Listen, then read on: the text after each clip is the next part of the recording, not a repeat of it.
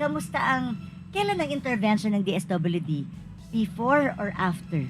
Before and after po. Before and after. So, So, yung- ngayon marami kayong, marami kayong information dissemination Yes, opo. as to bawal na ang Yes. child marriage. What is your intervention pag nalaman yung may pinilit pagsamahin? Dahil bago po yung batas, so yung mga dinevelop namin na advocacy materials ay fairly new. Ginagamit po namin ito sa mga pilot regions din namin. Pag kasama po doon yung establish ng evidence and learning systems, yung reporting systems Yes, ng mga cases ng CEFMU.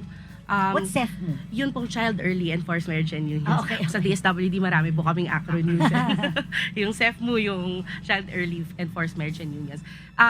Katulad din po sa mga ibang uri pa ng paglabag sa karapatan ng mga bata, ginagamit din po namin yung Makabata Helpline 1380 to report 138. cases. So kung meron akong kilala na mga batang pinagpilit magpagsamahin, I can report to 1383 so we Yes. can rescue them. Kasi bawal silang magsama. Yes, Kahit illegal po guided ito. by their children, bawal, di ba? Bawal po. Oo. Ito po ay Ipaglayo natin sila because Ang- they're not matured enough to be together. Yes. Magkakasakitan lang sila eh. Opo. Oo.